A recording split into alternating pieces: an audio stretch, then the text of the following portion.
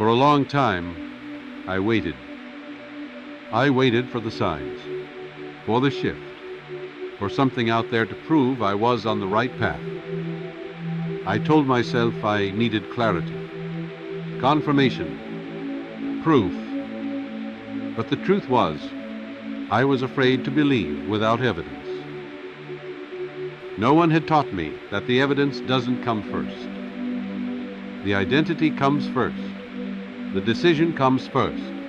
The belief comes before the result. But I had been trained to wait. Wait for the numbers. Wait for the approval. Wait for the external to tell me it was safe to move. And so I waited. And life waited with me. Because the subconscious doesn't respond to wishes. It responds to conviction. And every time I said, I'll believe it when I see it, my mind said, then you'll never see it. I realized I was building my life backwards, trying to collect proof before choosing a belief. But that's not how the inner world works. The mind doesn't follow the future. It follows identity. So I stopped waiting for the world to show me what was possible. And I started showing my mind what was inevitable. I stopped asking for permission, and I gave myself the role. I stepped into the feeling before the fact, the emotion before the evidence, the belief before the breakthrough. And slowly, the world began to move. Not because it had changed, but because I had. I was no longer a seeker. I was a decider. And when I believed without proof, the proof finally came. I used to think my intentions were enough, that if I wanted something badly enough, the universe would move. But I was wrong, because the mind doesn't respond to your wishes. It responds to your identity.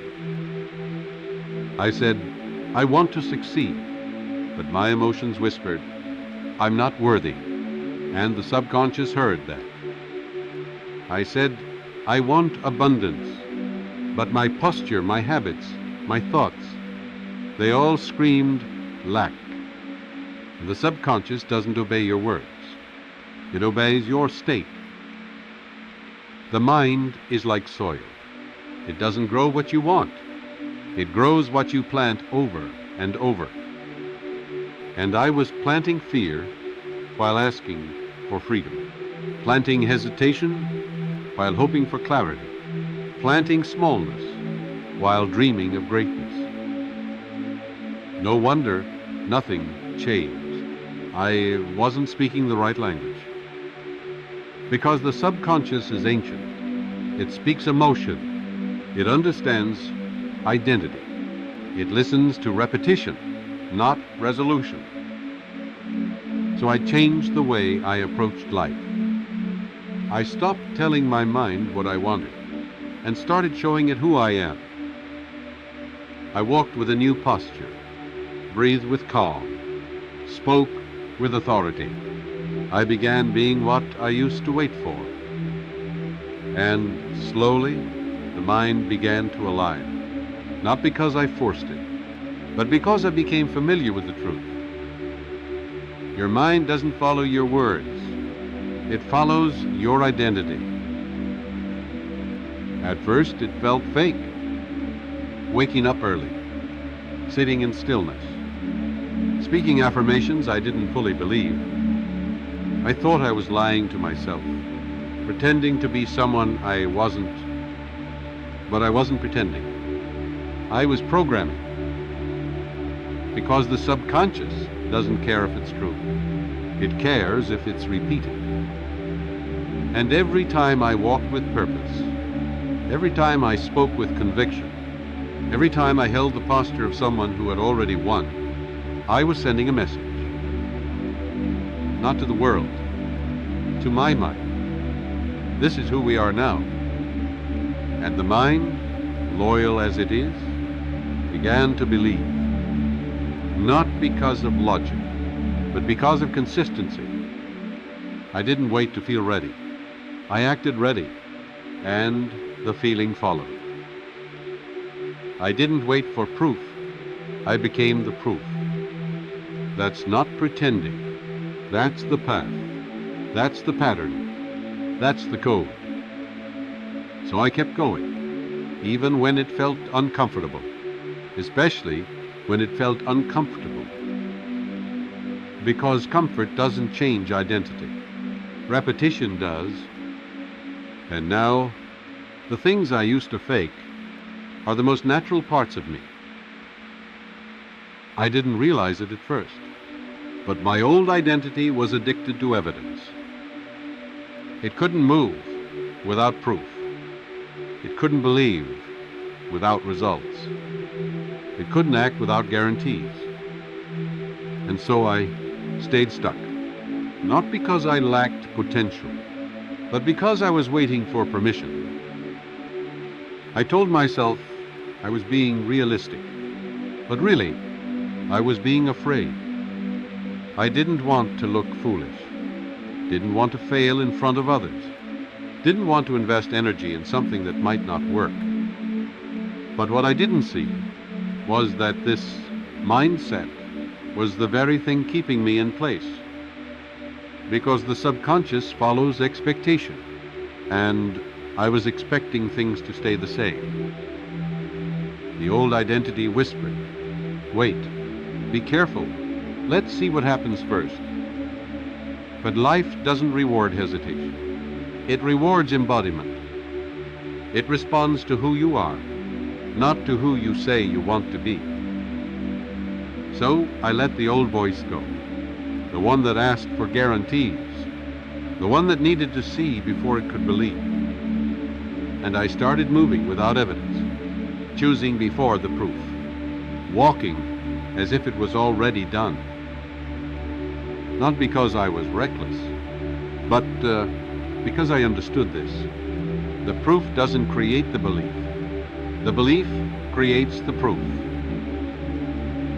I used to think mindset was enough, that if I just thought the right thoughts, my life would change. But thought without emotion is hollow, and emotion without action goes nowhere. It wasn't until I felt it and moved with it that things began to shift. Because emotion is the language of the subconscious, and action is the proof you believe what you feel. I used to sit and visualize, but I stayed still. I waited for something to change before I moved. But now I know change responds to movement. Breakthroughs respond to momentum. So I combined both.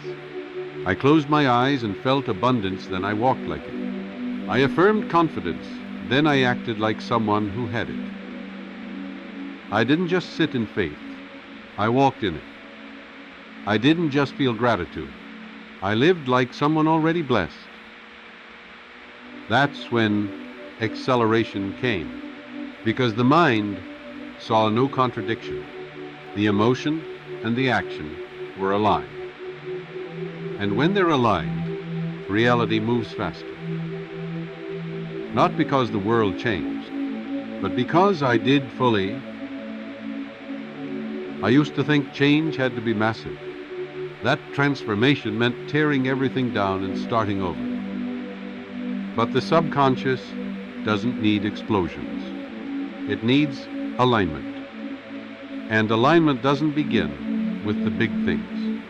It begins with the small ones. The way I woke up, the way I spoke to myself, the way I stood when no one was watching.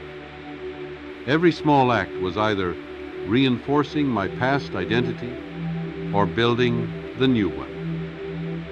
And when I started choosing differently, even in silence, my mind took note. It said, "This is who we are now." I didn't have to be perfect. I just had to be intentional. So I stopped judging my progress by results and started measuring it by alignment. Was I thinking like the version of me I wanted to be? Speaking like them? Walking like them? reacting like them even when triggered? If yes, I was winning, even if nothing outside had changed yet. Because the subconscious doesn't respond to appearance. It responds to energy, to repetition, to alignment. And the smallest acts of alignment rewired my entire world. I used to try to force change, force the mindset, force the belief, force the result. But the subconscious doesn't respond to force.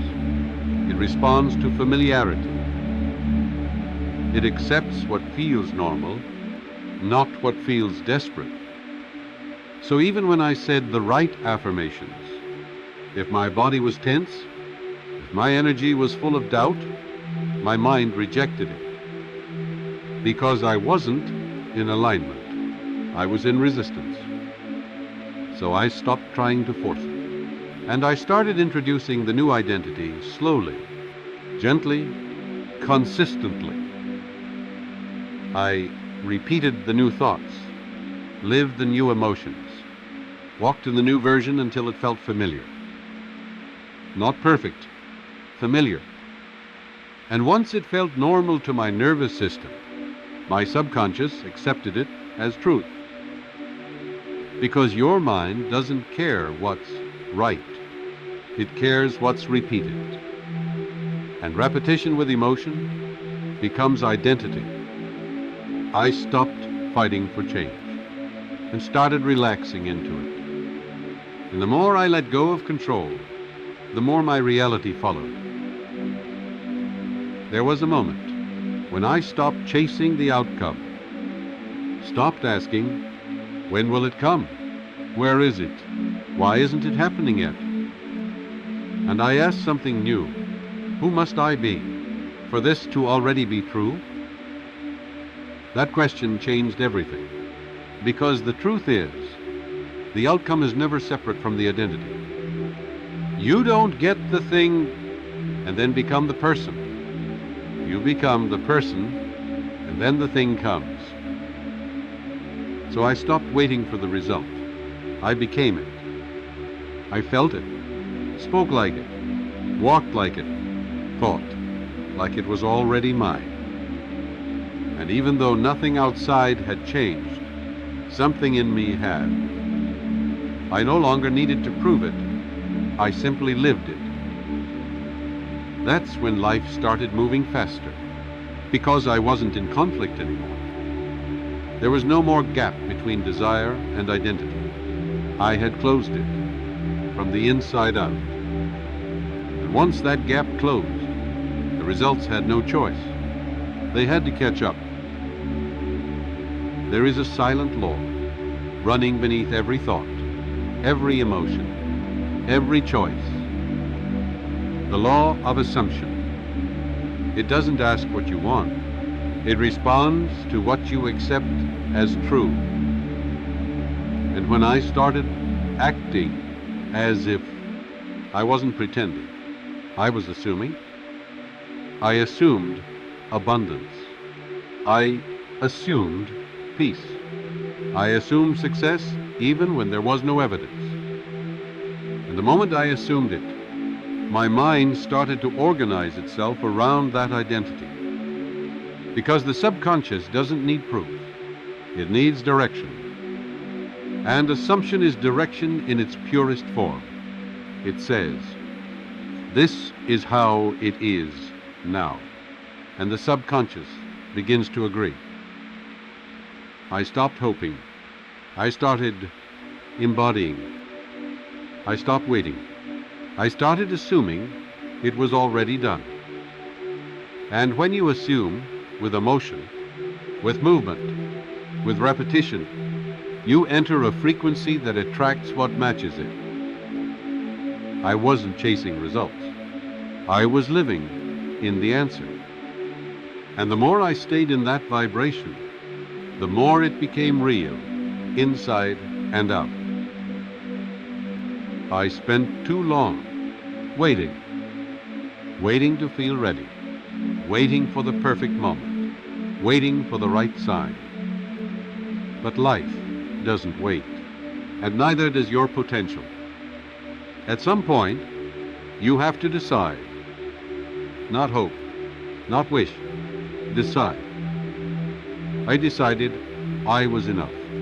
I decided I was ready even when I didn't feel like it. I decided to walk, talk, and live like the version of me I was called to become. And in that decision, I met a new energy. Not from the outside, from within. Because when you embody, you activate something ancient, something powerful, something inevitable. I became the signal, and life responded to me. No more asking, no more waiting, just living, as if it were already done. And now it is, because I became it first. I don't need to convince you, because your spirit already knows this truth. You were never meant to wait. You were meant to decide. And that version of you you've been dreaming about, it's not in the future. It's inside you right now, waiting for permission to become. So stop postponing your power.